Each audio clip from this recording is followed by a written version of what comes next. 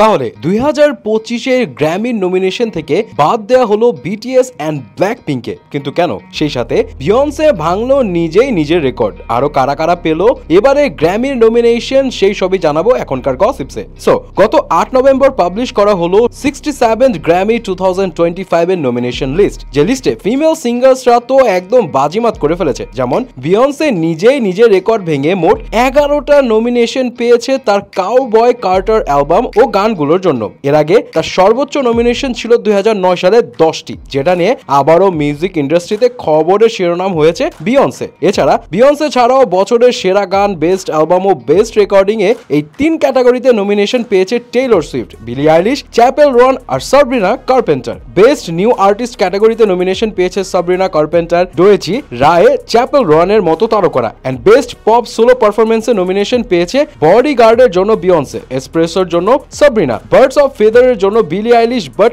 Unfortunately Blackpink and BTS আর্মিদের জন্য থাকছে ব্যাড নিউজ। এবারে গ্র্যামি অ্যাওয়ার্ডের কোনো ক্যাটাগরিতে নমিনেশন মিলেনি ব্ল্যাকপিঙ্ক অ্যান্ড বিটিএস এর, যেখানে এবছর বিটিএস অ্যান্ড ব্ল্যাকপিঙ্কের মেম্বারদেরও বেশ কয়েকটা সোলো রিলিজ ছিল, যেমন জাংকুকের অ্যালবাম গোল্ডেন অ্যান্ড আরামের রাইট প্লেস রং পারসন। অন্যদিকে ব্ল্যাকপিঙ্কের লিজার album and solo song rockstar ও নিউ ওয়েমেন ছিল টপ চার্টে অ্যান্ড ওয়ার্ল্ড ওয়াইড বেশ পপুলার হয়েছে গানগুলো। বাট এত সাকসেসের পরও তাদের কেউই এবার গ্র্যামির নমিনেশন পায়নি। এখন প্রশ্ন হলো, কেন তাদের কেউ নমিনেশন পায়নি? কোনো বৈষম্য শিকার হচ্ছে নাকি তারা? এন্ড ব্ল্যাকপিঙ্ক এন্ড বিটিএস এর ফ্যান্সদের রিঅ্যাকশন কেমন? ওয়েল, এই লিস্ট পাবলিশ হওয়ার পরপরই বিটিএস আর্মি এন্ড ব্ল্যাকপিঙ্করা বেশ ডিসঅ্যাপয়েন্টেড হয়েছে। এন্ড এক্স মানে টুইটারে হচ্ছে এখন বেশ সমালোচনার ঝড়। ফ্যান্সরা স্পেকুলেট করছে শুধুমাত্র এশিয়ান আর্টিস্ট হওয়ার কারণে কে পপে কোনো নমিনেশন দেওয়া হয়নি। কে পপ ইন্ডাস্ট্রিকে এখন রিকগনাইজ করতে পারেনি পশ্চিমা মিউজিক ইন্ডাস্ট্রি। তাদের মতে বিটিএস এর গ্র্যামির দরকার নেই, গ্র্যামির বিটিএস কে দরকার আছে।